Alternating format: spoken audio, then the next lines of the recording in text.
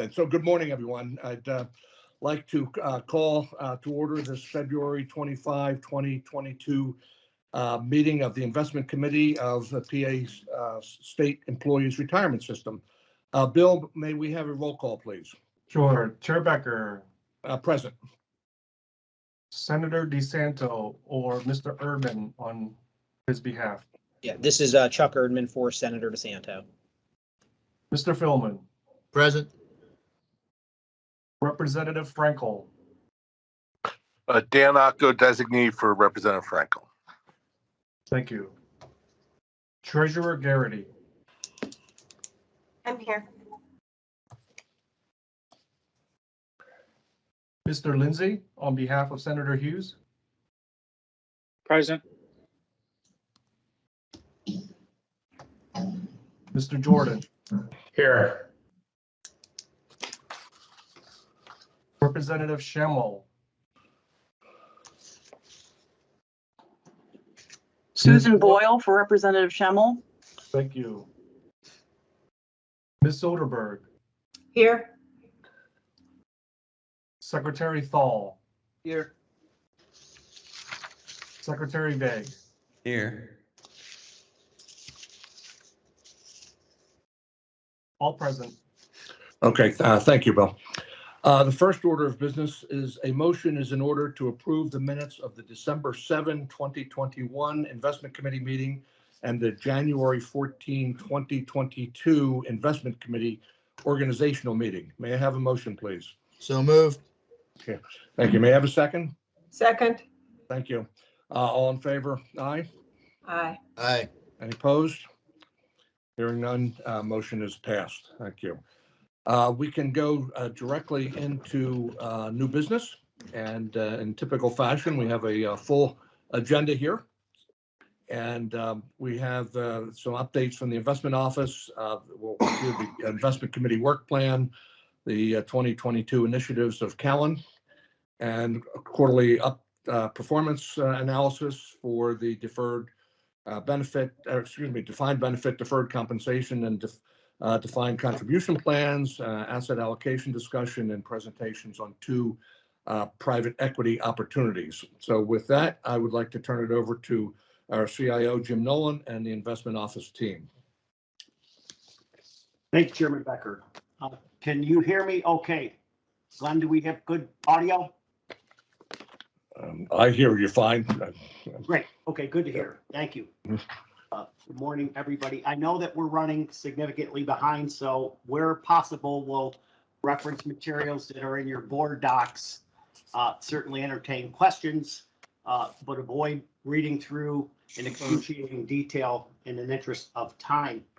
If you could go to the first item in board docs, item new business 5A, there's a subtitle for CIO updates. That's broken down into three areas where we'll have accomplishments and goals for the upcoming year. We're going to review the consultant hiring process and bring you up to speed on a current consultant search that is underway. So with that said, if you could reference the first item in there, the 2021 CIO investment update. It is in memo format, some bullets, a little bit lengthy, but I'll just point out a couple of key highlights. The investment return for the year was an admirable 17.24%, and that was net of all investment management fees. It's a spectacular return following 2 prior years of double-digit returns. Of course, current returns aren't projections of the future. No. But certainly a nice thing to hear. I don't know what we're looking at. Excuse me? Okay, I thought somebody had a question. On that first page too, in the fourth paragraph down, that makes reference to that all-important asset allocation implementation that we do here on a regular basis, but we did have a new target asset allocation last year after I took on the permanent role. Thank you for all your support on that. We did get that implemented in a timely fashion. And then it's worth noting at the bottom, as Glenn said, we have the 3 plans we're going to be hearing performance on. The magnitude 39.9 billion, the DB plan ended the year. Deferred comp ended at 4.8 billion. And the new 401A plan is up to $75 million in assets. So those are the key takeaways from that memo. And then there's some specifics listed on the second page. Please feel free to ask if you have any questions. It's clearly too much detail to go with the amount of time we have here.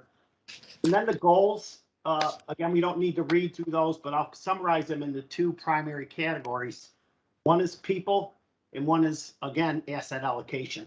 So those goals are focused on building and recruiting and retaining, top tier investment staff, as we spoke about at the board governance, to enhance transparency and to just refine the asset allocation processes. We're seeing markets move and so forth, and investment products coming forth that make sense for this board to consider.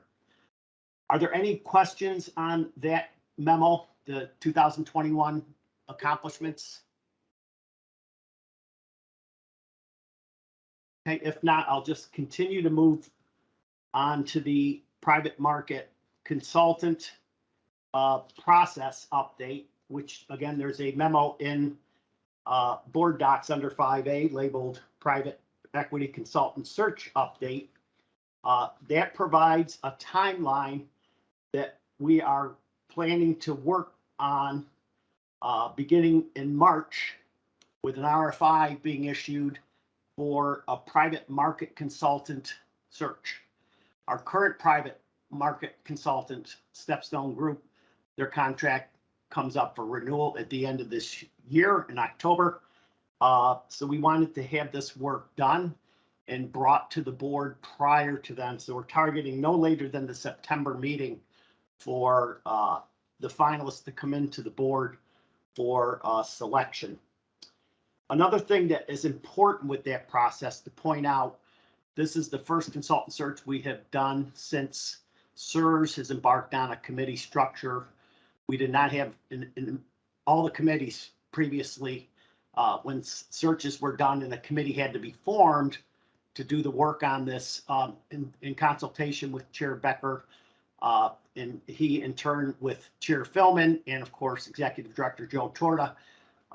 We agreed that a committee of the committee wasn't necessary, that the investment committee should be able to do the blocking and tackling, the work to vet the marketplace, cast the net, and get the best of the best, and do the initial legwork of interviewing the consultants and then making a recommendation to the full board for consideration. So that process has been updated. A copy of that process is on board docs for your review. Any questions on the consultant search process?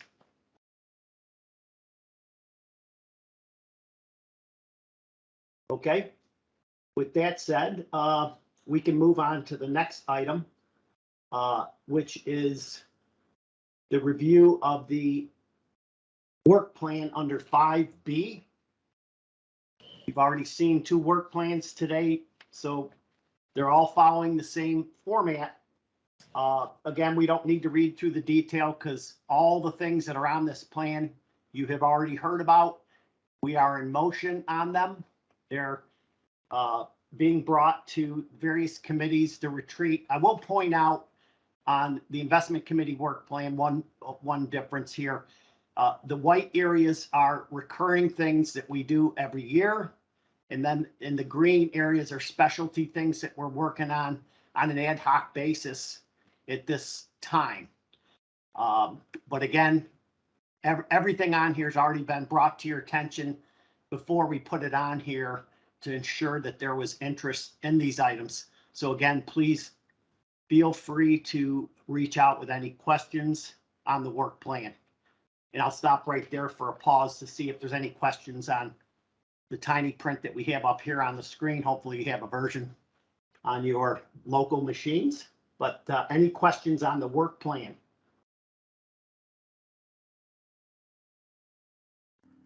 Okay. With that said, we can move on to our next item, which will go on to. Jim, we need a Jim? motion. Oh, I'm Jim, I sorry, think we actually motion. need to have a motion on this, so let me. Yes, forgot So about. a motion is in order to recommend that the State Employees Retirement Board approve the investment committee work plan as set forth in the attachment. May I So have a moved. motion, please? Thank So you. May I moved. have a second? Second. Second. We have a motion and a second. May we have a roll call vote, Bill, please? Chair Becker, Aye. Mr. Erdman, Aye. Mr. Philman, Aye. Mr. Acco. Aye. Aye. Thank you. Treasurer Garrity, Aye. Mr. Lindsay, Aye. Mr. Jordan, Aye. Ms. Boyle, Aye. Ms. Soderberg, Aye. Mr. Thal, Aye. Mr. Vague. Aye. Thank you. We have unanimous vote. Okay, thank you. Motion passed. Jim, back to you. Okay, thank you, Jared. Yes, if we move on to item 5C in board docs, Callan works on initiatives for their client base, and we have our own personalized version that Tom Shingler, Bud and Brett are going to bring forward here. So Tom, if you could, hopefully you have good, solid video that you could cover that. And again, we want to keep it at a very high level. Everyone has had this for a couple of weeks in advance. And again, as you read it, feel free to reach out for questions to us. We can put you in touch with Callan as well. Okay, thanks, Jim. Good morning, everybody. If you go on from here, there's pages on the defined benefit plan recapping work done for the last year. And then if we go to the next page, it's recapping defined contribution plans, the DC and DCP. And if we go to the last page, I'm going to briefly cover this. So one more, thanks. So on the defined benefit plan, we do have a governance focus, as we always do, on the IPS and potentially discussing ESG policy guideline integration. We'll have more education on that at the March retreat, but that'll be a topic for discussion that we anticipate for this year. From a governance perspective, we've been discussing that in the past. And then in asset allocation, asset class structure, we will be presenting at the March retreat on our capital markets assumptions and historical asset allocation review. So how the two have coincided, the idea of projections versus actual returns.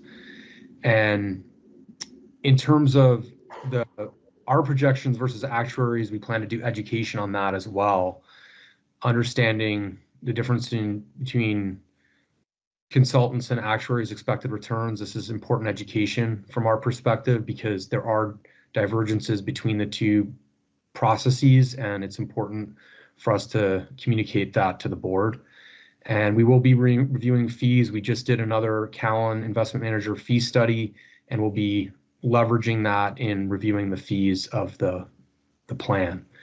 And from an education standpoint, we do intend to continue the ESG education. We do an annual survey on that, which we'll be utilizing as part of the education. That'll be at the March retreat. We did spend a little bit of time on diverse women, disabled-owned, and veteran-owned firms. Broadly as part of emerging manager education. We didn't get to present that last year. That's something we'd like to spend more time on with the board this year. And then cryptocurrency, that's a topic for education for the retreat as well. So we do anticipate it being a busy year. And then from a defined contribution and deferred compensation plan perspective, in governance, we always do want to, again, do the review of the IPS annually with the staff and present that to the board. We will be examining what we call the structure, so the lineup for these two plans, and if there's any enhancements that could be made to the offerings that participants have in these two plans. And then also doing education. We do an annual trend survey of what's going on with defined contribution plan sponsors, changes they're making to their plans, what they foresee as priorities in the coming year, and we want to share that with SERS and what could potentially apply to the SERS plans. So we look forward to working with the staff and the board on all these initiatives, and happy to take any questions on this.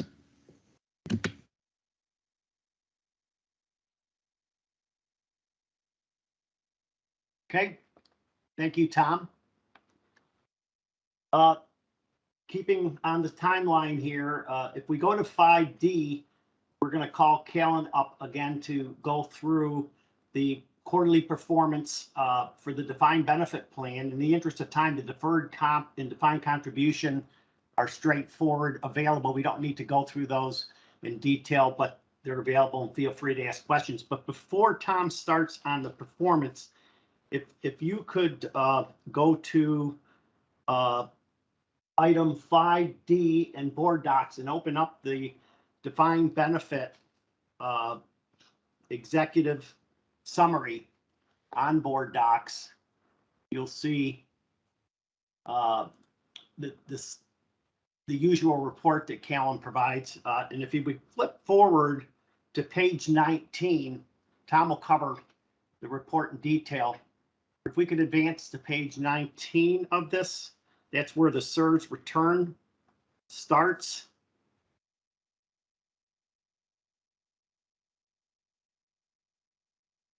There we are. And as we mentioned earlier in the introductory comments, the return for the year, can that be zoomed in just a little bit? It's pretty small.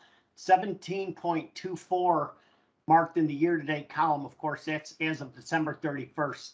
So you can see that's the full year return for calendar year 2021. So that's a phenomenal number.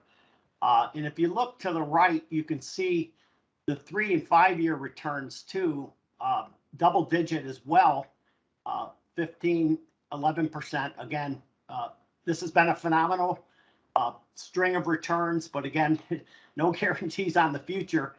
And if you could advance to the next page for just a second to get a glimpse at the out years, you'll see that while we didn't maintain double-digit returns all through history, generally speaking, we have been keeping pretty much above our assumed rate of return. Our current return is at 7%. And on a since inception basis, remarkably, since January of 1981, you can see there a 9.7% return. And again, that's net of all fees. If you could back up to the previous page for those few years, I just wanted to point out a couple of things there. If you look down a little bit further, can we get all the asset classes on the page? And you'll see that for the year, private equity down in the middle, that's an important topic with us, and you can see why here. 52.8%, and over the 3 and 5 years, 25 and 20% respectively. It's a very important asset class, so that's why you're going to hear more about it. I know it's not everyone's favorites. There's considerations with the liquidity, with fees and so forth, but if we do it right, it can work, and this is evidence of that right there. The second best performing asset class is the public equity, as you can see. The second item from the top at 24% last year and 25 and 17. Again, very respective returns. Now, those two categories do the heavy lifting of the return generation for this system. You'll see the fixed income down below does its job. It provides liquidity. It provides benefit payments in times of equity market declines and the like. It's a necessary evil, lower returns, but it provides that sleep at night, break the glass protection for making good on our promises. And finally, I'll mention real estate had a respectable year last year at 18%. But if you look out over the longer term, you don't need to advance the slide. It's been single digit, and that's an initiative that's on the work plan. That's what we're working on. You're going to hear more about that during this meeting. And with that, I'll pass it back to Tom to do the Callan overview of the performance for the defined benefit plan. Thanks, Tom. Okay, thanks. I'm gonna go back to the beginning on the markets, and we'll cover a few key pages in the interest of time. So if you can go back to, is this Catherine who's doing this? Who's moving the slides? Okay. Okay, if we go to the beginning, please, just to cover one market slide. Thank you. Yeah, this will be the next page.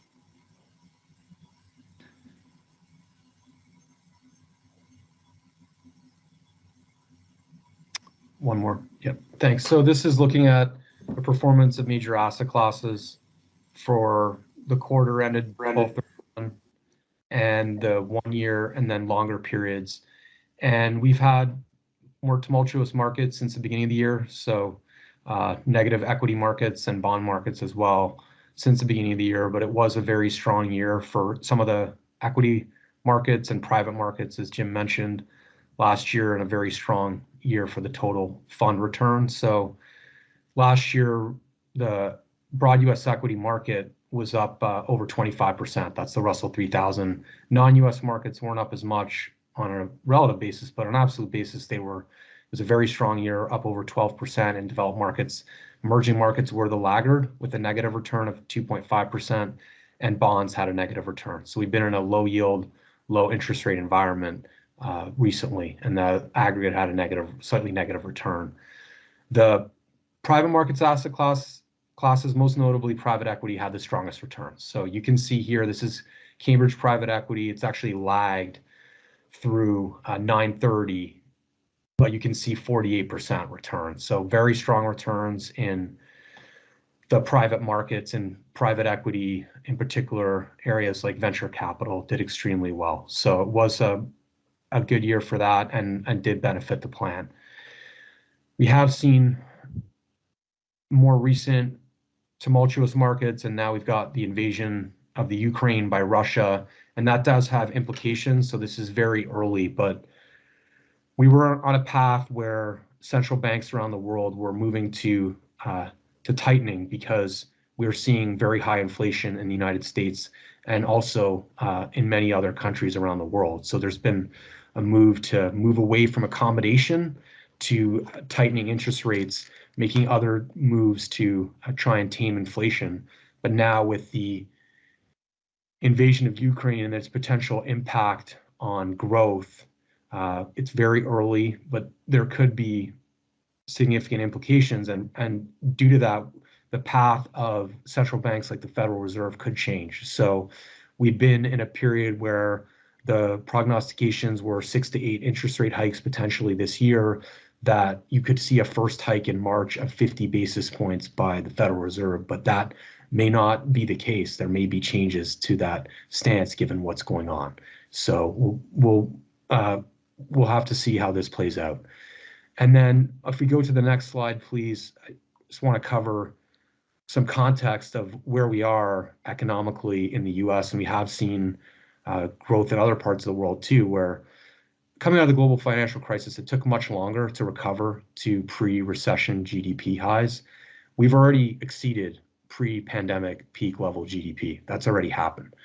So we're now above that trough, and we're at 2021 GDP of growth of 5.7%. So we are in a strong growth environment. We have been in one. It's now slowing down, but last year was a very strong growth environment. I think for some, it really doesn't feel that way because of the inflation that we're seeing. And if we go to the next slide, please, I'll cover that one, and then we'll move to the SERS plan.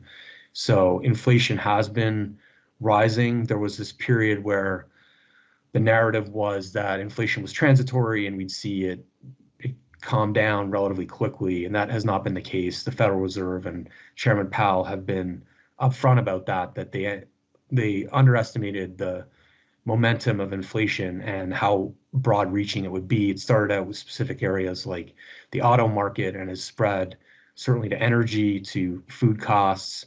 You see it at the pump, at the gas station, at the grocery store. We're seeing inflation on a widespread basis, and this is not just a U.S. phenomenon. We're seeing this in other countries around the world. So fighting inflation is one of the Fed's mandates, is having reasonable price increases and full employment as being the other main one. So they are trying to tame that, but then the picture has gotten much cloudier given what's going on geopolitically. So we'll see what they end up doing.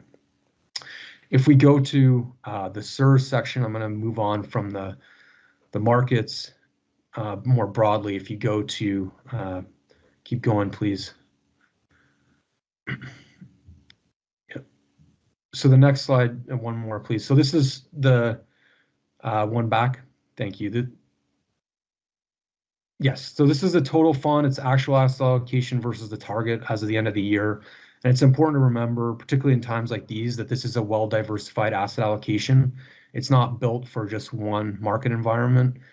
It's built to endure over different types of environments, and by adhering to a long-term plan, realizing strong returns in the long run.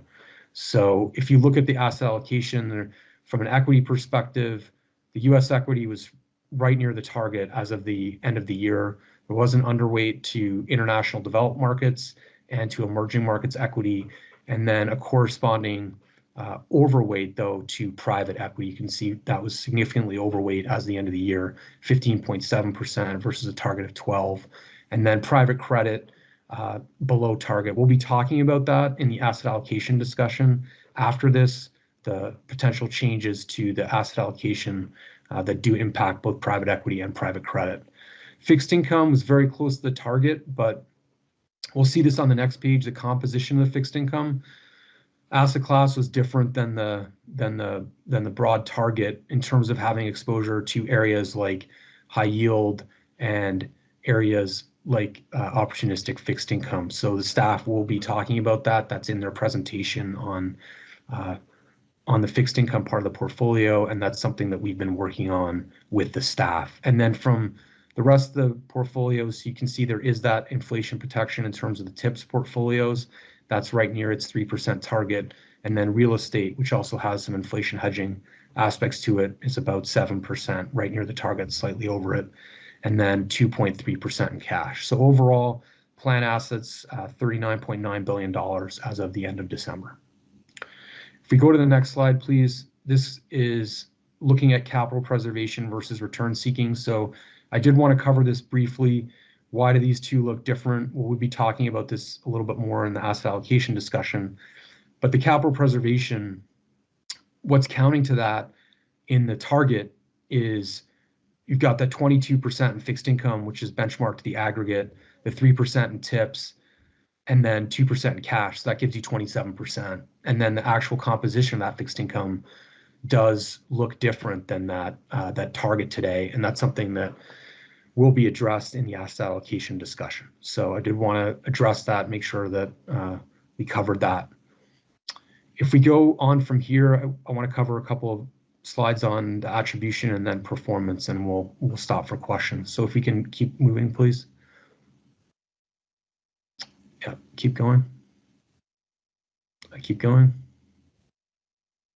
Thank you. So this is the 1 quarter attribution. It was a strong quarter for the SERS plan, return of 5.03% versus a target of 4.9. So this attribution is done gross of fees. Jim covered the net of fee performance.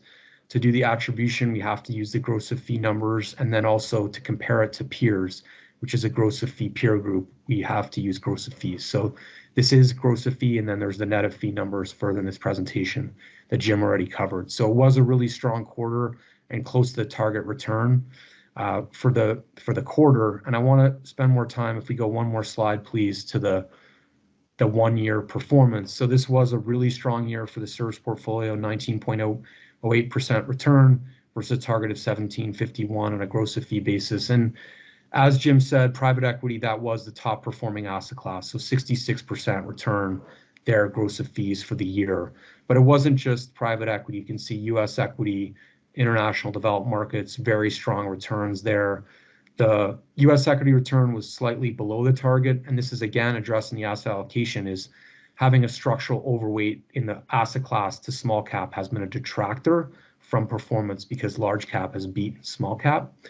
And in international developed markets, what's helped there, conversely, is the role of active management. The active managers there are performing extremely well. So that's good to see. And you can see a positive attribution effect from that.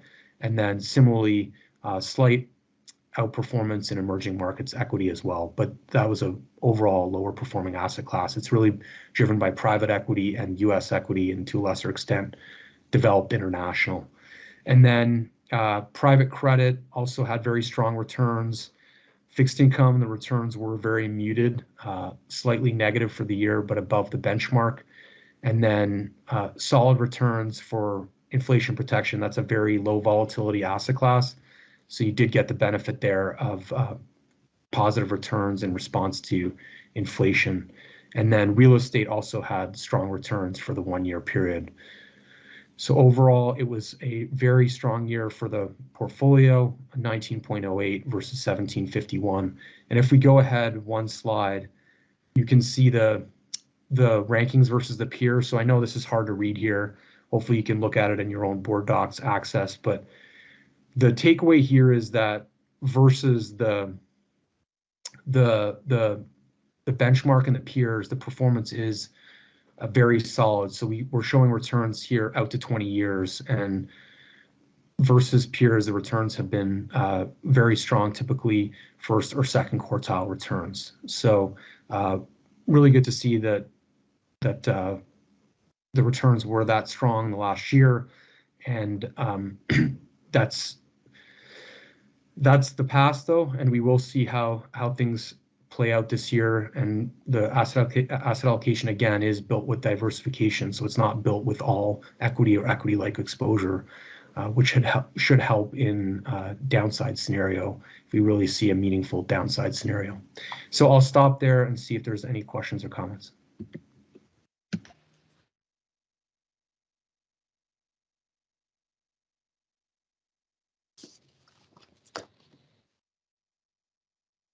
Okay. Thank you, Tom. And for the future, we'll try to use page numbers to make it more efficient for Katie, who's flipping the slides. Apologize for that. So we'll work on that as we go forward. Tom, the defined contribution and deferred comp plans also have been provided for board members. If anybody has any questions. Oh, I'm sorry. I see a question out there from Mr. Jordan. Thank you, Jim. Tom, I had a question about page 33 of your presentation, the investment manager return page. Is this an appropriate time to ask a question about that?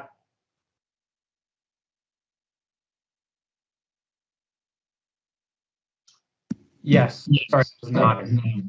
Okay, I'm sorry. When you look at the top half of the chart on that page and you get down. Mr. Jordan, excuse me, Katie, could you flip page 33, correct, Mr. Jordan? Yes. Okay, thank you. Thank you, Kate. Yeah, is this the one you're talking about, Mr. Jordan? Yeah, when we get down here where the lines are for Emerald, it looks like they outperformed the index, but this asset class seems to be trailing far behind, all the other equity components. And I was just wondering if we have any insight as to what's going on in that. I guess it's the growth area. Yeah, so I would say Emerald is a manager that we have conviction in. They have a very strong bottom-up fundamental process. And just before we go into more of the performance, I'll highlight one example of that is some small cap growth managers will not look at biotech because a lot of those companies are pre-earnings. And so it's hard to understand the investment case. But Emerald does the work and tries to see where there's value there. And that's one of their distinguishing areas relative to some other growth managers. And the track record's been good. Emerald's a Pennsylvania-based manager as well. So it's really good to see them deliver that for the system. In terms of the asset class, so in general, this is certainly not always the case. It's cyclical. We actually have in our other presentation, but you'll see patterns where small and mid outperform large, and then vice versa, where large outperforms small and mid. Overall, in the United States equity market, we've been in a market that's been concentrated in large cap, and particularly in large cap growth. And then even within that, in certain parts of large cap growth, like technology, communication services, those have been dominant in the market. And you can see that they don't show the index here, but if we show the large cap growth index here, that's been the top performer. And then NASDAQ has even beaten that. So it's been one type of period that's been the dominant area of the market. It's not been as true in the last year. So if you look at the last year, the Russell 2000 value, that's small cap value stocks. They have resurgence in the last year. So in the last year, value did beat growth handily in small cap stocks, but that's not been, if you extend out that pattern, that's not been the case. And it's not been the case that small has been beaten large. But the overall point here is that you're going to have periods where one outperforms the other. They tend to be cyclical. So we've been in a very low interest rate environment where from a discounting mechanism perspective, that's really helped the large cap companies, particularly the large cap growers. That's not necessarily going to continue. So the idea is, from our perspective, is you want to have exposure to the entire US equity market, large, mid, and small, which you do, and not make bets on which one will do better, but keep exposure to all of them in a disciplined way. And that's one of the aspects we're trying to address in the asset allocation discussion, is not having a structural tilt to one or the other, saying we want overweight large cap, we want overweight small cap, being disciplined and keeping the exposure in all parts of the market. So hopefully that answers your question, because I do think it's important to understand this is just a short period of time. This is supposed to be a long-term investment, and you want to have exposure to all those areas. Yeah, if you look at the other columns in the chart over the longer time periods, they are, their returns are commensurate with everyone else. I was just curious about, this particular year. So thank you for that. And I think that answers my question. Thank you. Thank you. Any other questions? Okay, thank you, Tom. And any questions on the other two reports that are also under that same 5D section, deferred comp or defined contribution at this point? Okay, thank you very much. Thank you, Tom. Okay, trying to get back on schedule here with time. If we can go forward in board docs to the next item, which is under 5E, is an Edward, labeled asset allocation discussion, investment policy updates. This is an item that we're going to be asking for a motion after we get through this. So I just want to point that out to ensure folks ask questions as we go through this. If you could open up the presentation and go to page 2, Katie, would be a good starting point, because it shows what we're trying to accomplish here today. We had 3 motivations to come forward with this. This is a culmination of shifts that we made last year in September, where we came to the board to discuss the transition of fixed income and 2 active searches to long credit and microcap. We put that all on hold and got back with the Callan team, and then that led to discussions with our private market and real estate consultants. And we came up with some pretty interesting things here that are recapping these 3 bullets to increase the long-term projected return potential for the system. Again, no guarantees. To increase the probability of achieving the actuarial rate of return, and to increase our capital preservation assets that Tom just covered, which we translate into the number of years and net benefit payments that would be covered. and a protracted downturn in the return-seeking private equity and public equity assets. So those are the overreaching motivations of what we have come forward with this. And Katie, if we go to the next page, to page 3, a picture says 1,000 words. And as you can see here, the orange line going across the top is the assumed rate of return that this board has been approving over the last few years. You can see it's flatlined at 7%. We have it drawn out for this year until that decision gets made. I think Sarah will bring that to you in June. But for now, we kept it on this chart unchanged. The important thing we're trying to show is the blue line below, which is the result of the general consultant capital market assumptions, which Tom will cover here in a couple of minutes, weighted by the asset allocation that this board approves. That gives rise to our expected rate of return. And as you can see, in 2019, the board approved an asset allocation that supported a targeted 7% rate of return, just below the actuarial required rate of return that was also approved. Capital markets were reduced because of rising stock prices, lower interest rates, etc. So future returns were ratcheted down.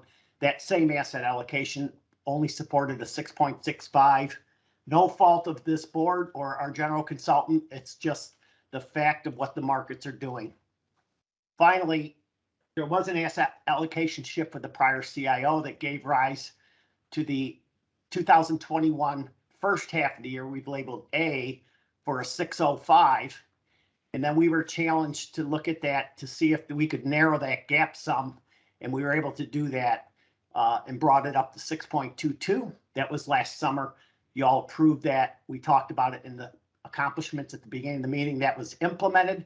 And then finally, we got together, as I just outlined with the consultants, and came up with a new proposal here that we're going to talk to you today about, where we think we have a winning situation of maintaining the same exposure to the less liquid return-seeking private markets, but yet do some rejuggling under the hood of private equity and private credit, as well as real estate, and we can pick up a few basis points of expected return.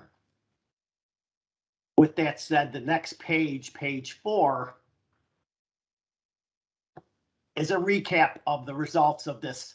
And I know I'm throwing a lot of information at you. I'll stop after this slide, take a breath, and see if there's any questions. But I just want to point out the bottom line of this presentation.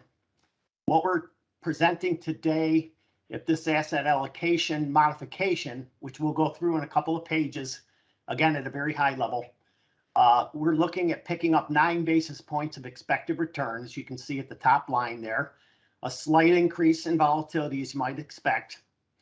Importantly, though, the capital preservation assets go from 21 to 25 for a 4% increase. That directly relates to the last line in the table, the number of years of benefit payments.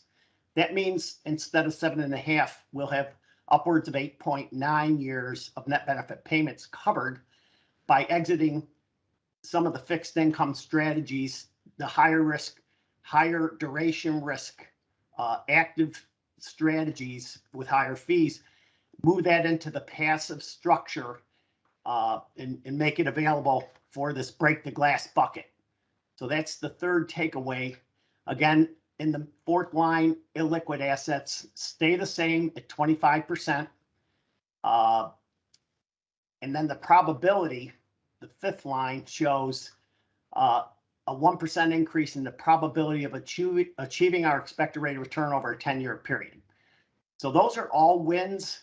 On the negative side, fees do go up modestly by 1 basis point, but we think all those benefits that I just covered, certainly that's not an insurmountable cost for all the benefits that's coming to this board and to the members of the system from implementing this modification in the asset allocation.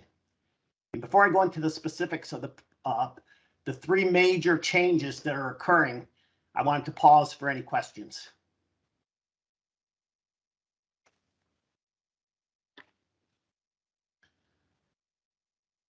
I think So are you Secretary, guys looking to have this approved at this meeting?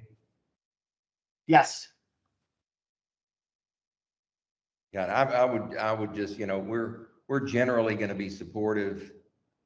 We have a different view than you about the amount of additional risk you're taking. We think you're just taking more risk for more return, and that's not inappropriate. We would have hoped that we would have had a discussion about this in advance of the need to approve it. But like I said, we're gonna be supportive. We just think this is taking more. And interestingly, your returns have been so excellent over the last 3 years without this change in risk profile. So it kind of begs the question as to whether a change is needed. But that all may just be academic, given the time frame that you're looking for approval. thank you for that. And the reason we're coming forward with this, we did start the discussion back in September about taking a step back and looking at the whole thing. But we're not making any significant. Yeah, but just in terms of bringing forward your your specific recommendation and I see. The ability to react to that. Yep. Jim, and could I just interject here? If I think you raise good points, and if there are others that would like additional time to consider this and discuss this, correct me tell me if this can't be the case, Jim and Tom, but could we not put it off to the next meeting so we can have further discussion? I think they're all very, very, very valid points. So Yeah, if there are others that feel that way. Yeah, I'd like to add one thing to Secretary Vague's comments that I think is important is the realized returns have been much greater than these projections, because what we're showing here is one geometric 10-year mean projection.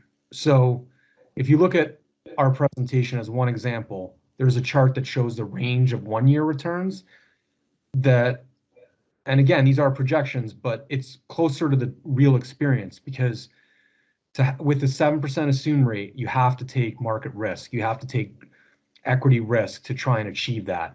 And you're going to have volatility in your returns as a result. And you do see that in the recent past, where the returns have far exceeded these mean projections and the assumed rate for that matter. So I think that it's important to highlight the Secretary's comment, because it shows you that these are just projections and that we're just showing one number here. That's why we like to focus on these range of returns and the probability of exceeding the return over a given period, to give more context rather than focusing on a single number. Thanks, Tom.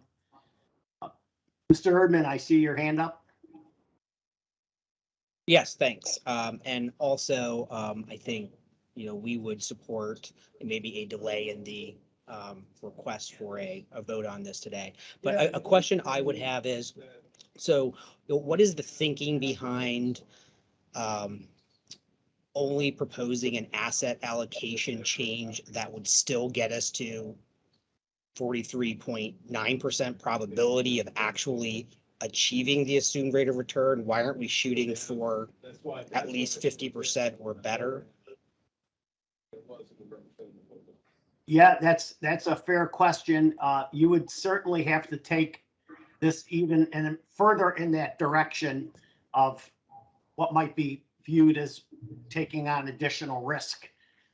We try to do it smartly in a diversified fashion, but bottom line, if you increase that expected return higher to get that probability reduced or increased, I should say, the probability of achieving or exceeding the expected return, you would have to take additional market risk.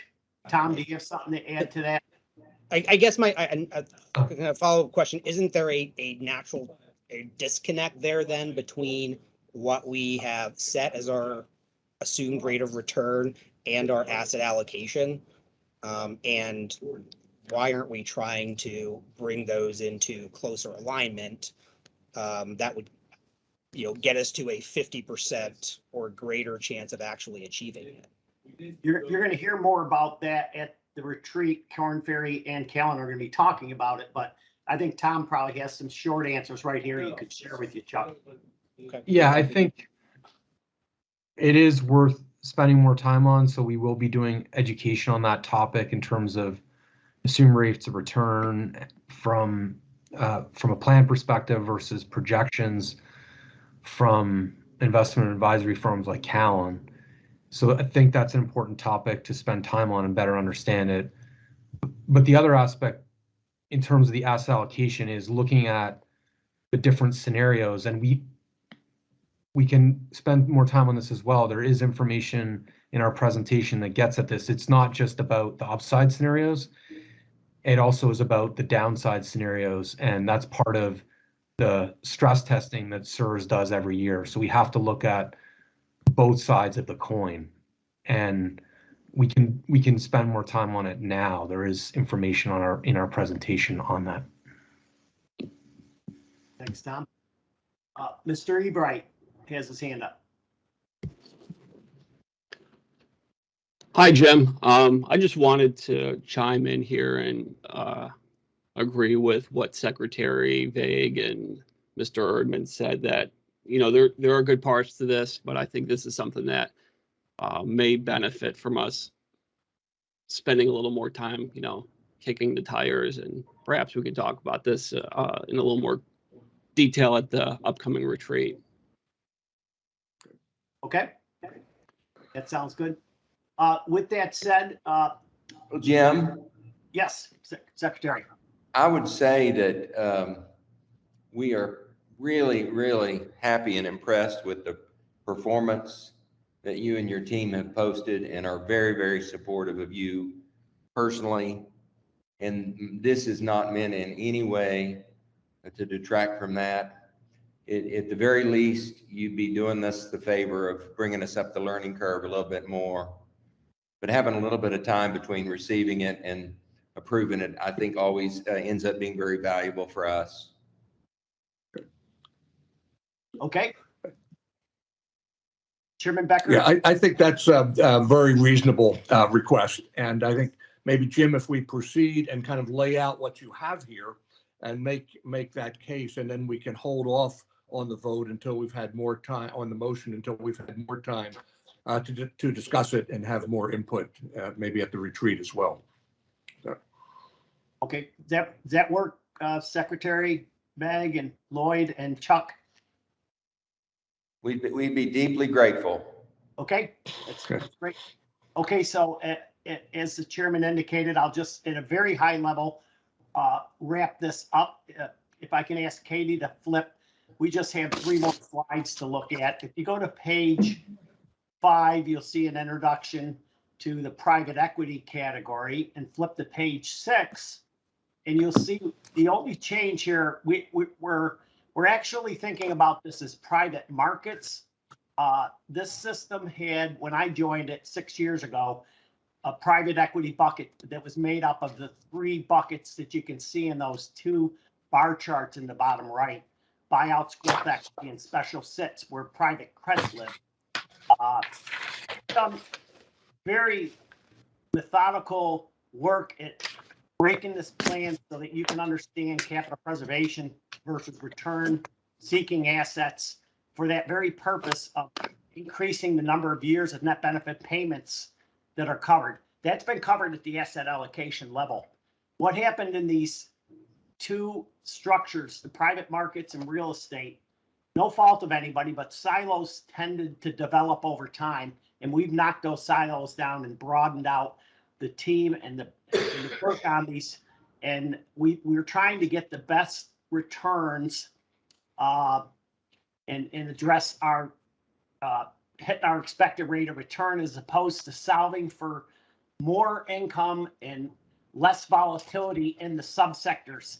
That has served to drag on the real estate return, which you'll see in a minute, as well as recently the private markets structure, where it was broken into a multi-strat bucket for one CIO, then it came and became private credit.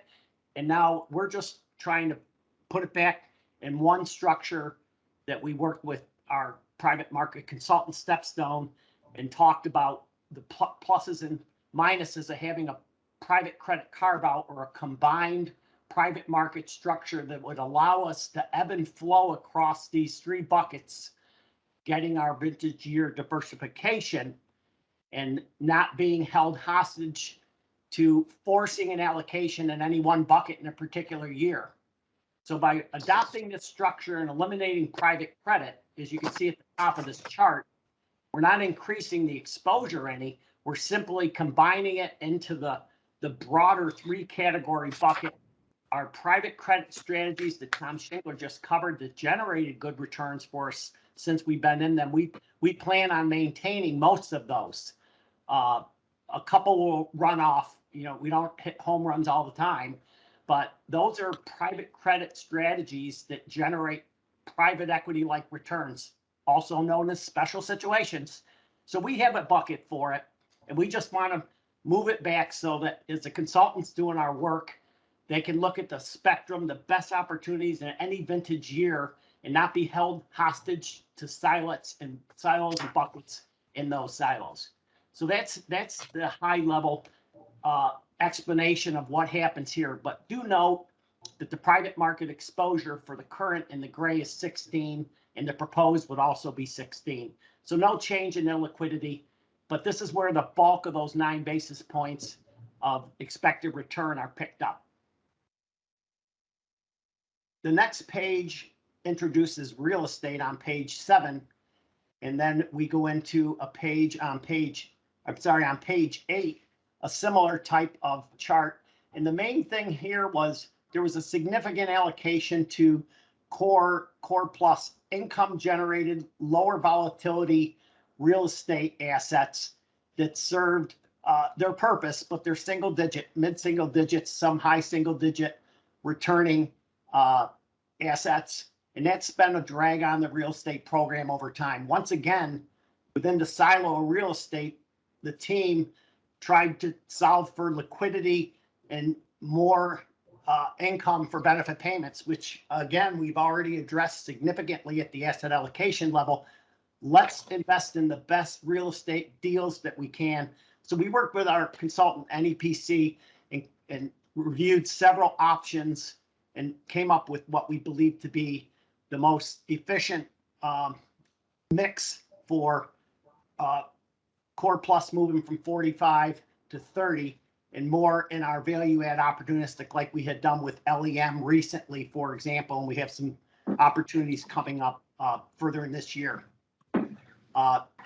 Also, I want to point out that Tom Schindler's group, they had, and Tom will talk about this, had an array of alternative portfolios with different mixes as well. We didn't just hone it down to one allocation to come to you. We spent literally months on a series of meetings working together to refine those and come up with what we believe to be that best structure.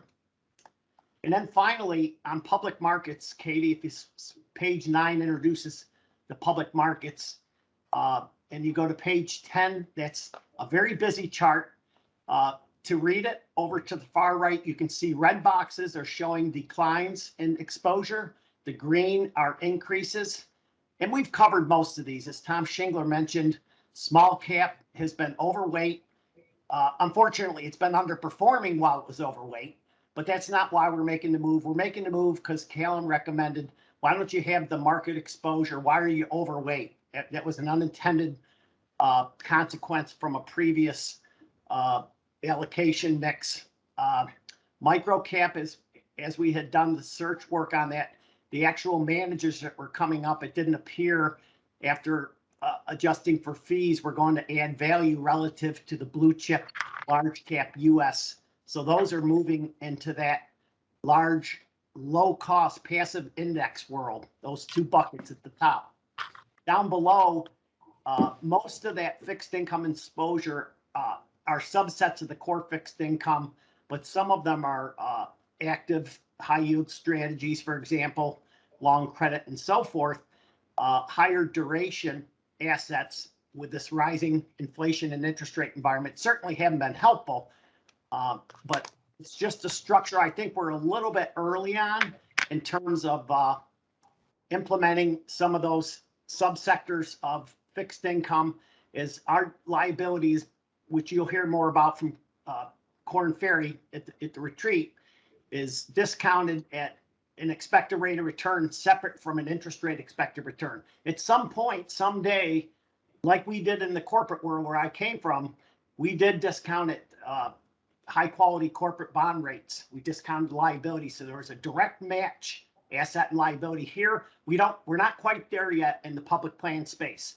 Down the road, as that becomes adopted, and if our funded status improves significantly, we could embark on a strategy. So in the meantime, we thought we don't need the extra volatility, the duration risk with rising interest rates, the additional fees, that we could deliver better results by having the core fixed income bucket with the majority of our assets in a very low fee passive structure.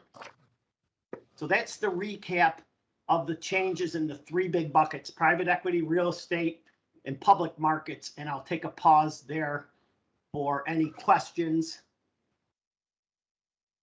Yeah.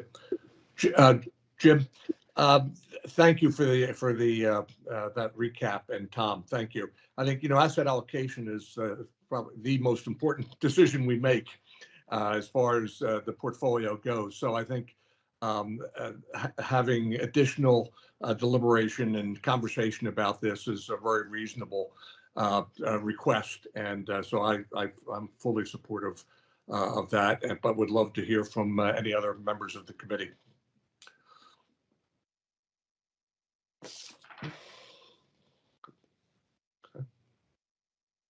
Okay, and so Chair Becker will hold off on my prediction that this item had a motion to be held at a future meeting to give us time to decide on this. Okay? Yep, good. Any other questions? And we'll call this completed for this meeting. Okay, thank you. Moving on to the last two pieces of business are two managers coming in. These are both managers from our current private equity portfolio, and they are both significant contributors to that strong return stream that Tom Shingo just covered that came out of private equity this year. So with that said, if you go to item 5F, private equity opportunity, and that is for Francisco Partners.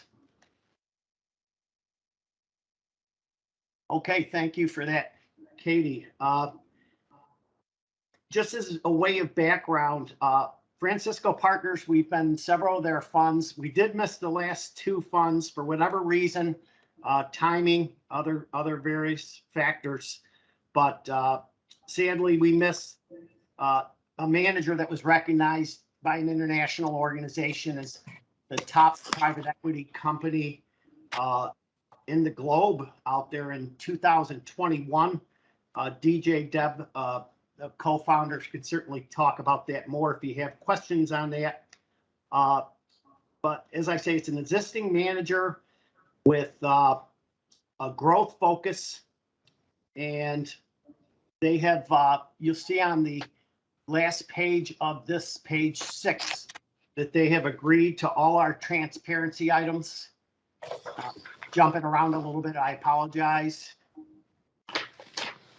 Okay, so this is a strong performing existing manager that has a focus on diversity, which they'll talk about here when they do their presentation. Page 5 supports my comment that this is a top performing manager. As you can see, those net IRRs, very attractive with an over a 20% rate over time for all their funds. And if you look at the quartile rankings for IRRs and multiples of money, you'll see they're first, second quartile across the board with a very a very keen focus on minimizing losses, very respectable low loss ratio.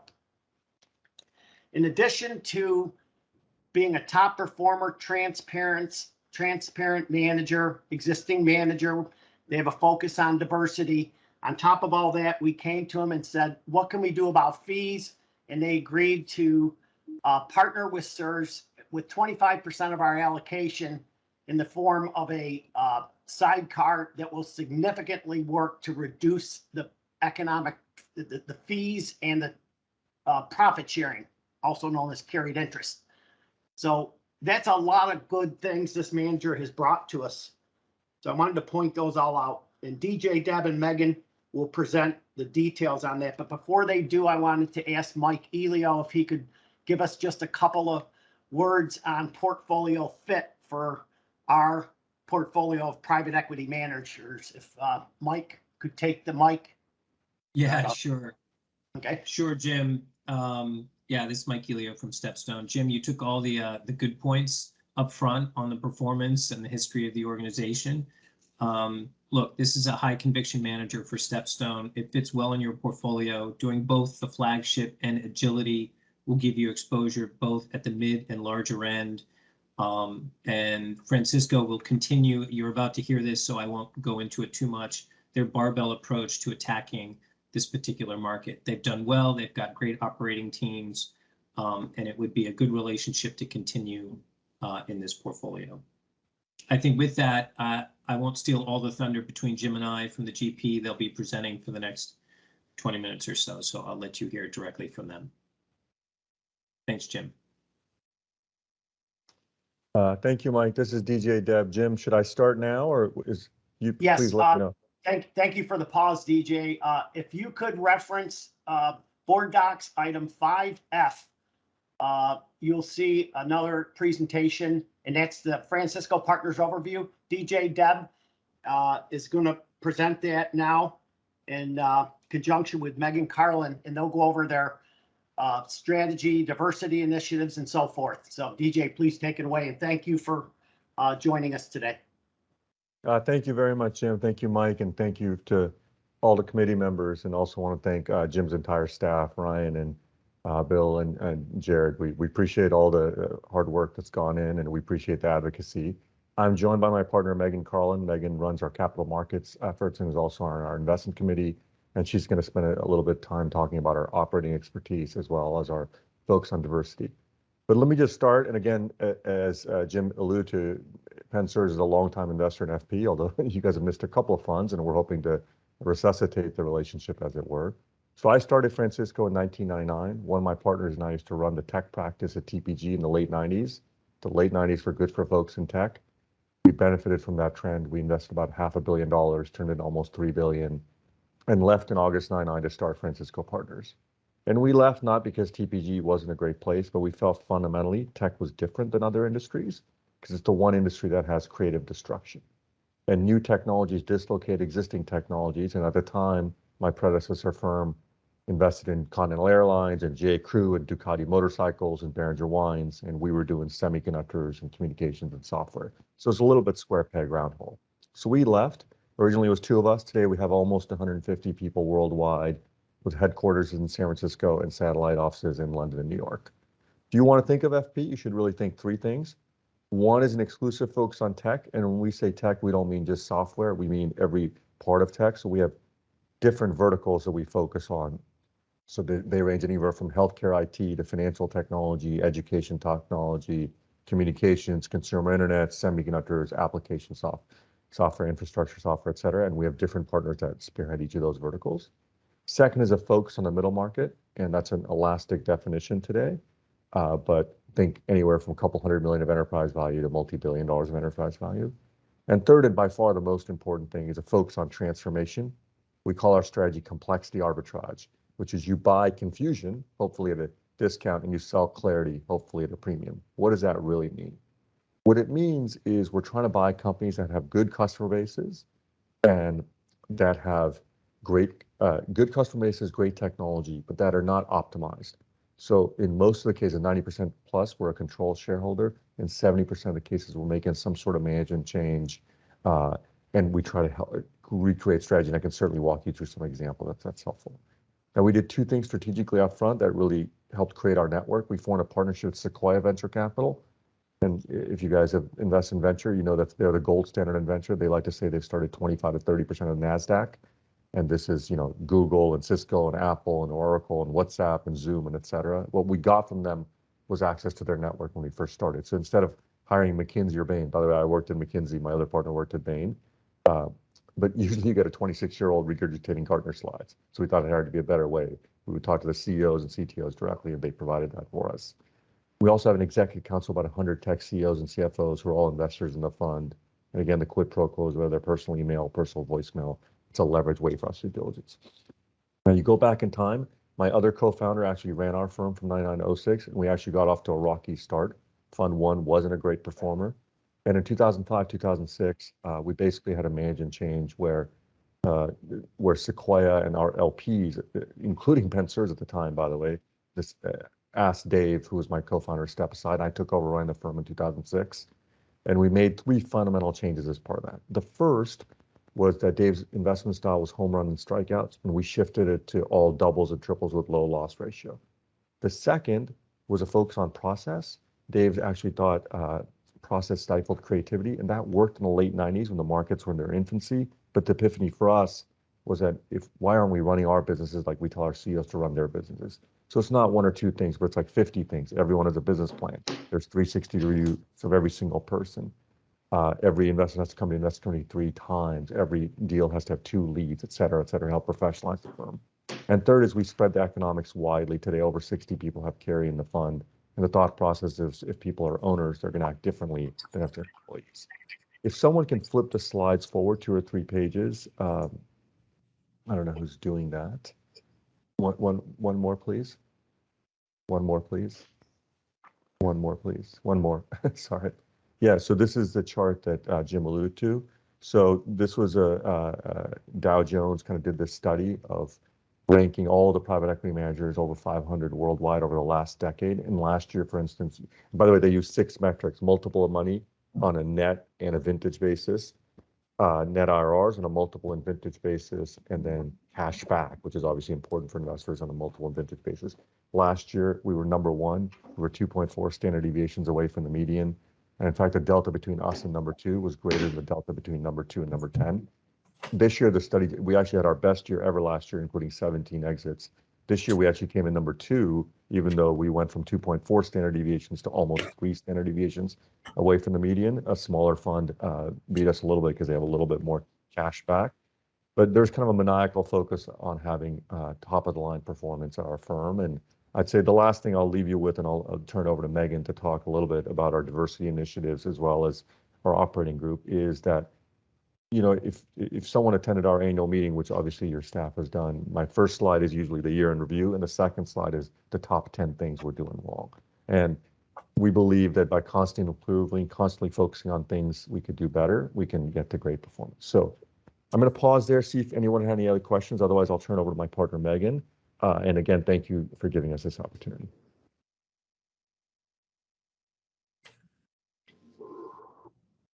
Go ahead, Megan.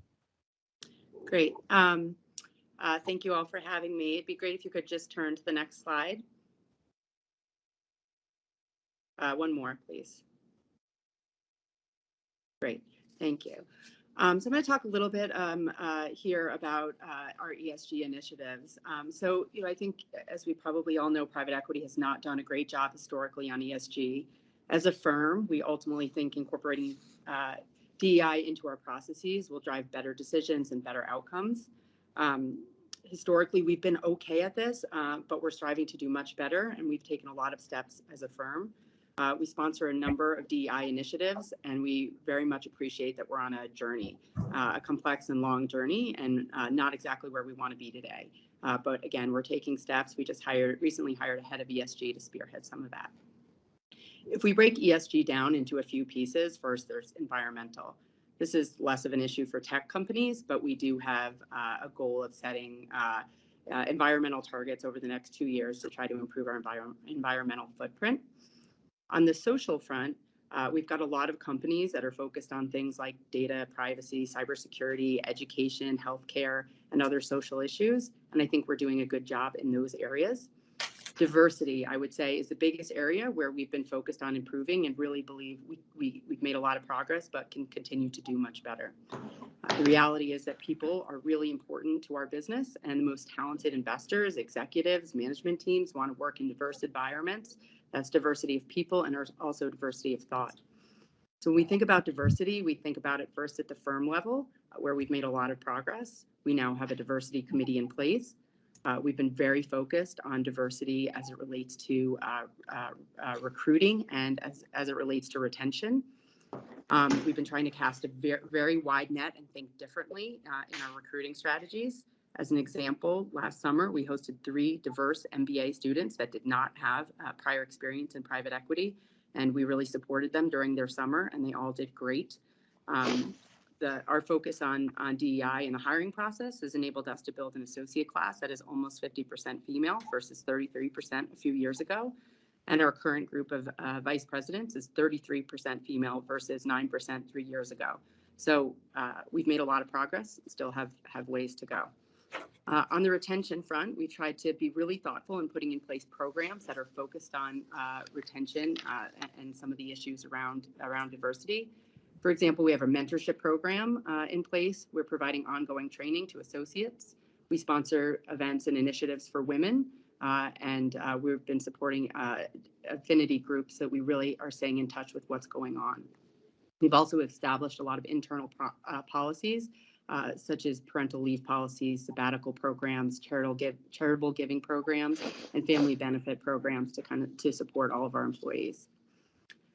Beyond FP, we obviously are much larger than Francisco Partners. We think about our portfolio companies and DEI at our portfolio companies specifically. We're focused on leadership levels as well as board representation. For our portfolio companies, we are ensuring that for open board positions and executive positions, we're interviewing at least one woman and one underrepresented minority for every open senior position. And at the non-exec level, we're striving to have 50% of non-execs hire and be diverse.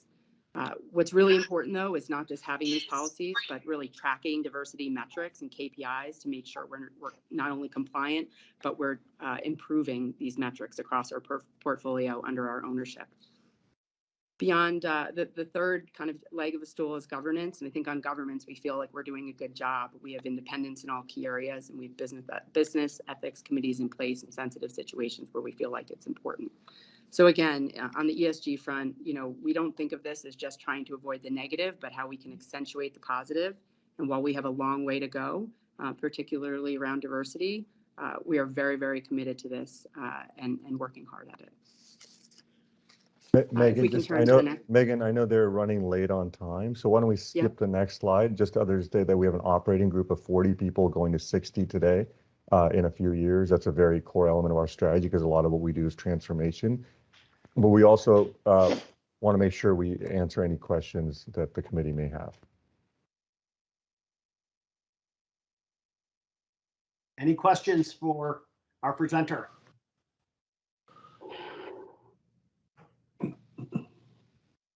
Okay, excellent job on the presentation. Succinct. Thank you for being mindful of time. Katie, if you could pull back up the CIO introductory slides, please, and flip to page 3. Thank you, Jim. Yes, DJ. If you could flip to page 3 of the CIO slides, thank you very much. I just want to remind you, we have a high-class problem, I guess you would call it. Private equity did phenomenally last year, up 52%, as I mentioned. Concurrent with that were very high level of distributions. There was phenomenal appetite in the marketplace for buying these companies. Distributions far exceeded our contributions into private equity, but the remaining NAVs rose significantly, as you saw with the 52% increase in asset returns, leaving our allocation apparently high. But I want to be mindful. So slide 3, we aren't trying to get to our target of 12% in private equity in any one particular year. In fact, it takes it takes years to shift the allocation to a structure like this. So you can look out, say, 5 years from now, if we target an $800 million pacing, that blue line, we should be right about at our target.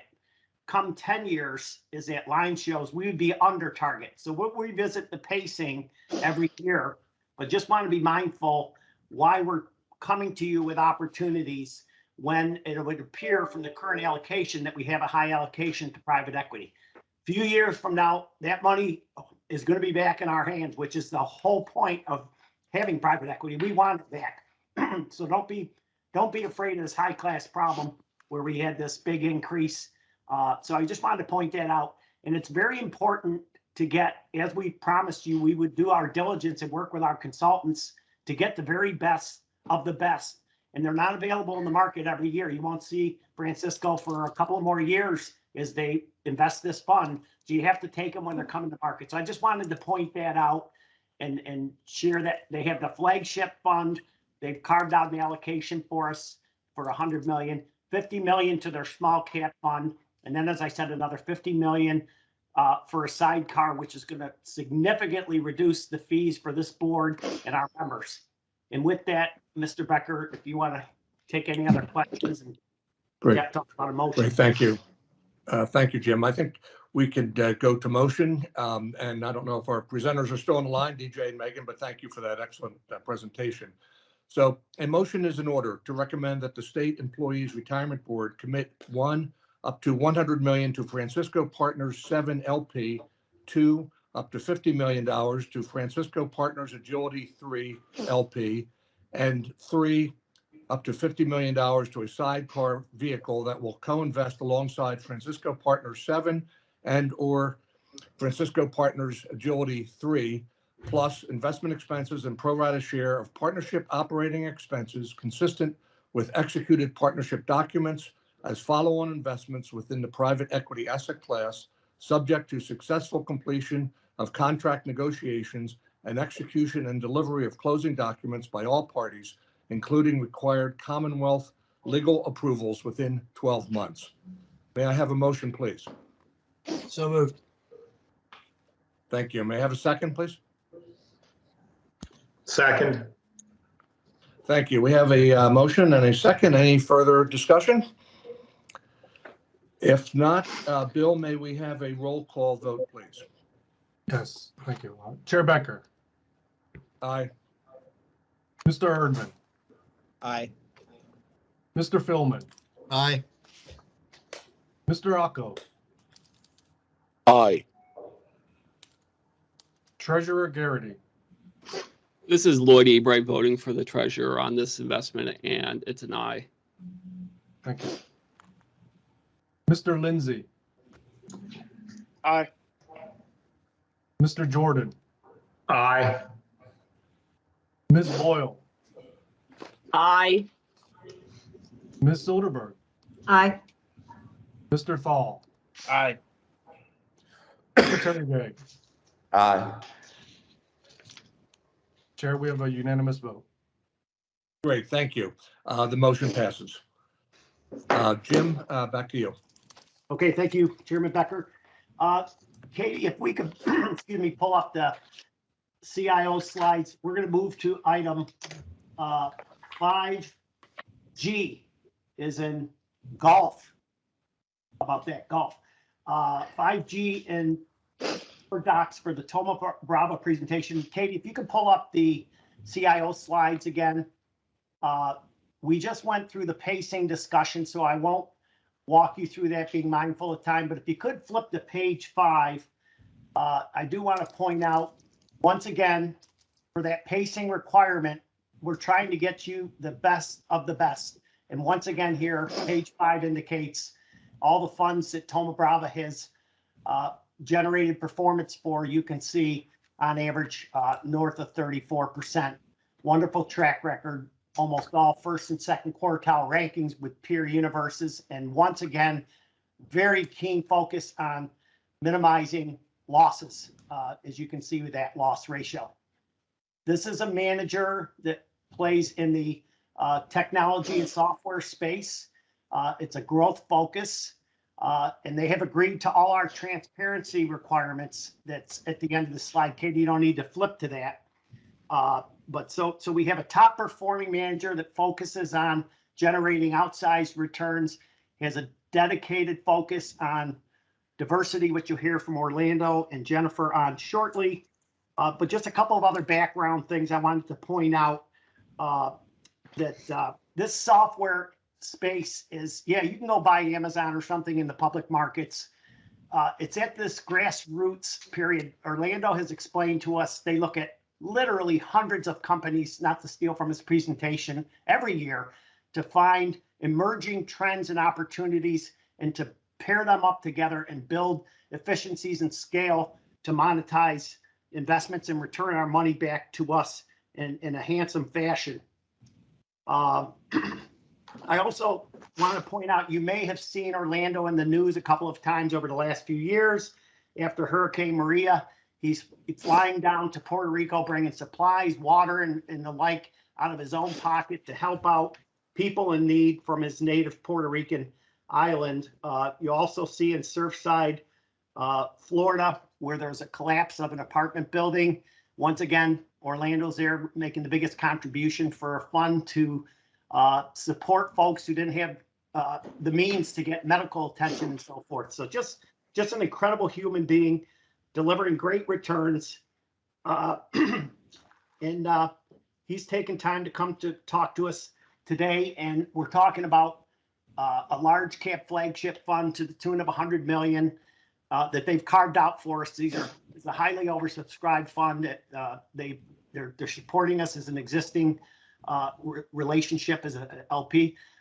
Their small cap fund as well, another 50 million. And once again, from a fee perspective, a sidecar to the tune of 50 million, once again, to significantly reduce the fees on that whole piece of business for us. So great returns, transparency, diversity, lower fees.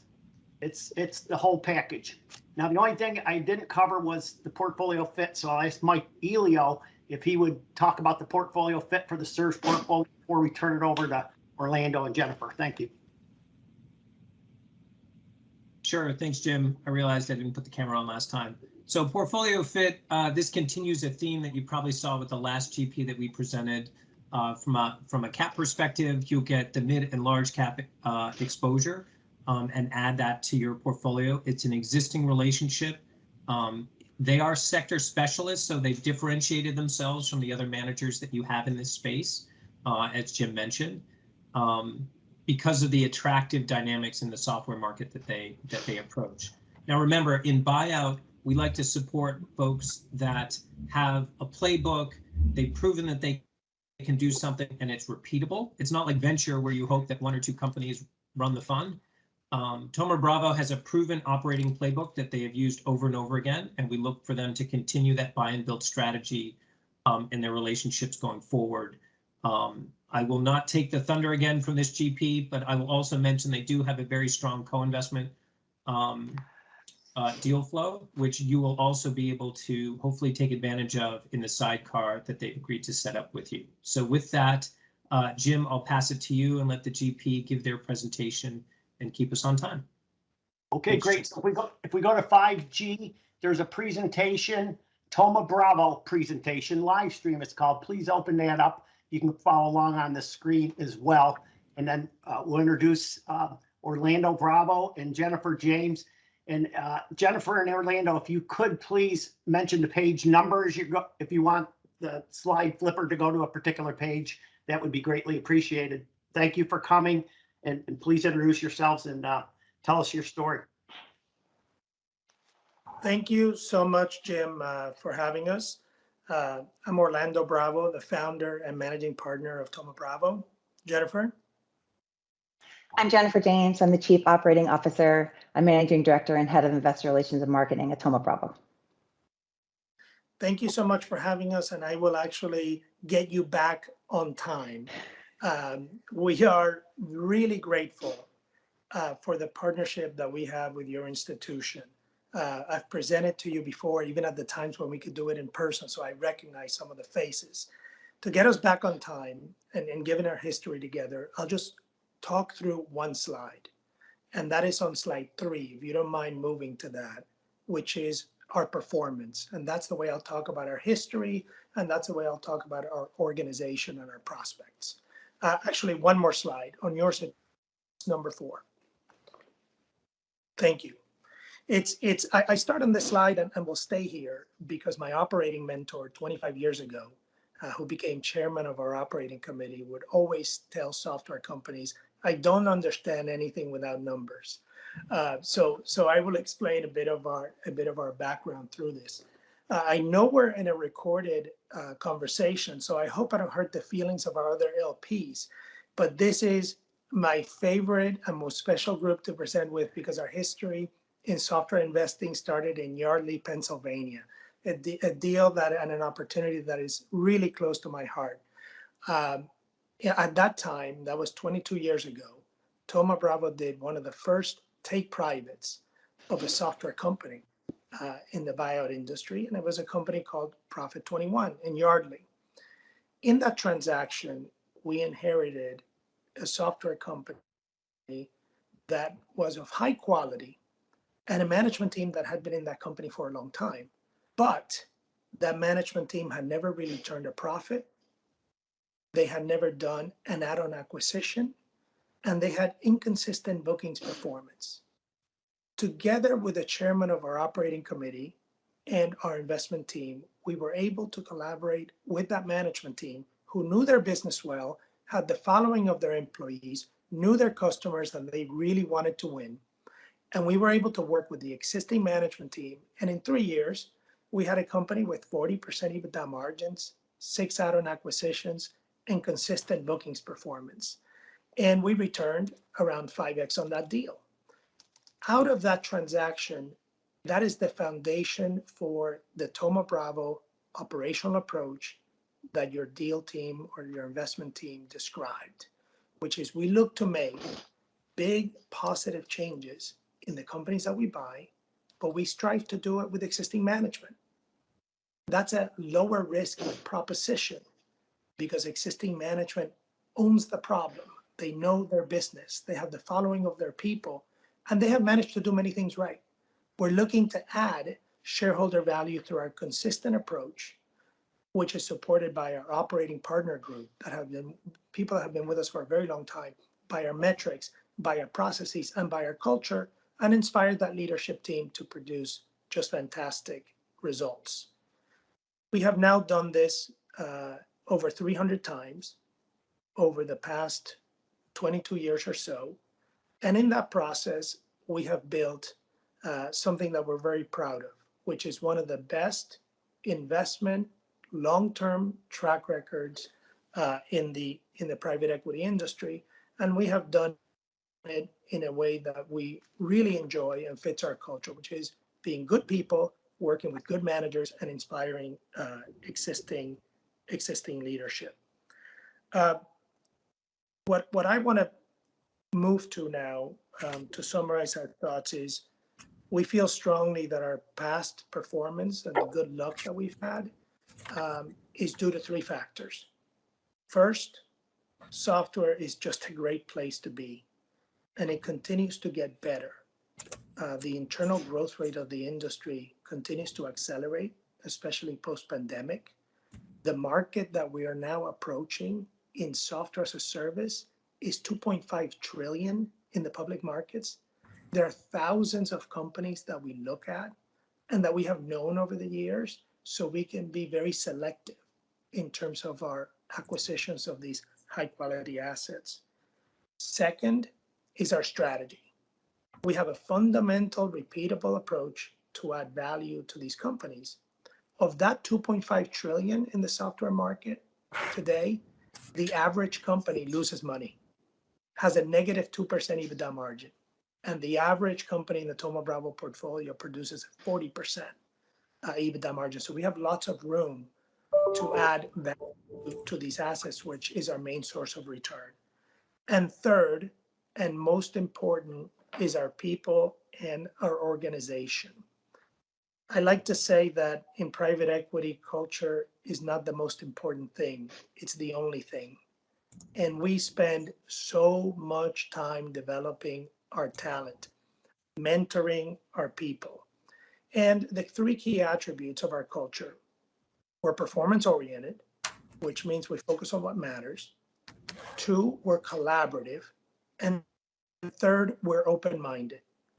And this cultural approach is what allows us to work with existing management and have the patience and the flexibility to inspire them to do things differently instead of change them.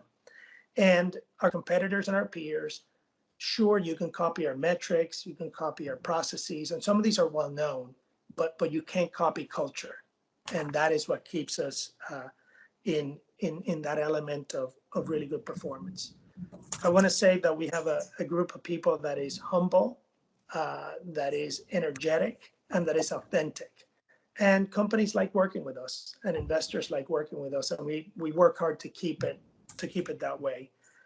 I want to end with something that's very important to me, to the leadership team, to Jennifer, and to all of us, which is our commitment to diversity and inclusion. I know something about that since I'm from a small town in Puerto Rico, and I was given so many opportunities to finally get into this great industry of private equity and get into technology. Today, 61% of our colleagues are women and members of underrepresented groups. Now, more importantly, is what is our leadership beginning to look like? 5 years ago, we put a program in place that combined changes in hiring, recruiting, retention, mentorship, focus, and every new class of investment professionals that we added to our team was at least or over 50% women and members of minority groups. This past year, we promoted Tara, who's our first women partner at Thoma Bravo. That's a very big deal. And we can see that in the next 2 to 3 years, based on the progress that we've made, the faces of that leadership team on the investment side, because we've already accomplished that in other areas of our business, it's going to look very different than it is today. And our next generation leadership will be better than the current one. I know I have to get you back on time. With that, I will stop and see if there are any questions.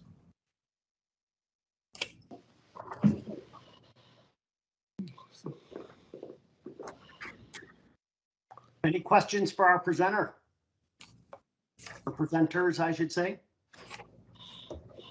Looks like you did too good of a job, Orlando. You answered all the questions. As I said, I really enjoyed talking to this group. Thank you very much. Katie, if you could flip back to the CIO slides for the Thoma Bravo presentation and flip it to slide 4, back again on our pacing. I just want to remind the board that we made a commitment to you to try to bring in fewer, larger relationships if possible while maintaining our vintage year geographic sector diversification. And we're doing just that. As you can see on this pacing chart on page 4, if you approve this opportunity, you just approved the previous one, you will be well along our way to achieving our target for the year, leaving us with ample dry powder for a couple of opportunities that are coming later in the year. But the important point I'm trying to make here is you're not getting 4 or 5 little deals every meeting, which was a very time-consuming process and just didn't pay. Instead, this manager has generated some of the highest, possibly the highest return at the moment in our portfolio for our recent deals that we have done. So I just wanted to point that out. We're on pace for a nice diversified portfolio for the year. And once again, if there's any other questions or comments, if not, I'll hand it over to Mr. Becker for the motion. Thank you, Jim. And thank you, Jennifer and Orlando, for an excellent presentation. Any further questions before we go to the motion? Okay. A motion is in order to recommend that the State Employees Retirement Board commit up to $100 million to Thoma Bravo Fund 15 LP, 2, up to $50 million to Thoma Bravo Discover Fund 4 LP, and 3, up to $50 million to a sidecar vehicle that will co-invest alongside Thoma Bravo Fund 15 and or Thoma Bravo Discover Fund 4, plus investment expenses and pro rata share of partnership operating expenses consistent with executed partnership documents as follow-on investments within the private equity asset class, subject to successful completion of contract negotiations and execution and delivery of closing documents by all parties, including required Commonwealth legal approvals within 12 months. May I have a motion, please? So moved. Thank you. May I have a second? Second. Thank you. We have a motion and a second. Any further discussion?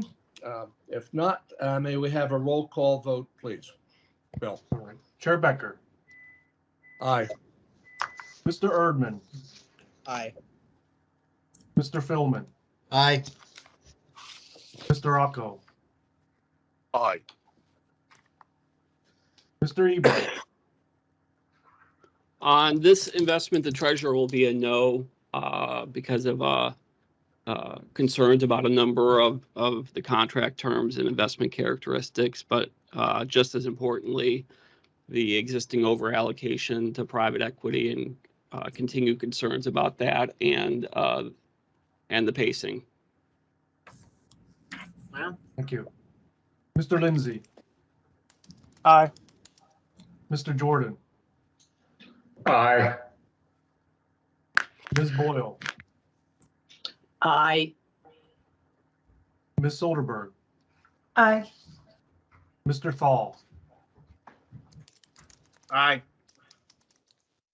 Mr. Secretary Vague. Aye. Chairman Becker, we have 10 yes and 1 no. Great. Thank you, Bill. Thank you all, and the motion passes. Jim, back to you. Do we have anything additional before we go to executive session? Yeah, just want to mention under 5H as in Henry, the informational item there, you have your asset allocation report. We don't need to go through that. It's there for your convenience, and it's as of year end 2021. And with that, the next item, Chairman Becker, is we have some items for executive session, and Jeff McCormick, I believe, is going to guide us into that executive session. Okay, good. That- Thank you. good. And Okay, Jeff, thank if you'll you. let us know when we can start, that'd be great. Yes, at this point of the meeting, the committee will discuss agency business involving the results of an audit, which if conducted in public, would lead to the disclosure of confidential information. Therefore, it is appropriate to move the discussion to executive session pursuant to the Pennsylvania Sunshine Act. Thank you. Hearing none, the next meeting of the investment committee will be on April 28th. And may I have a motion to adjourn, please? So moved. Second. So move. All in favor? Aye. Aye. Aye. Okay, good. We are adjourned. Thank you.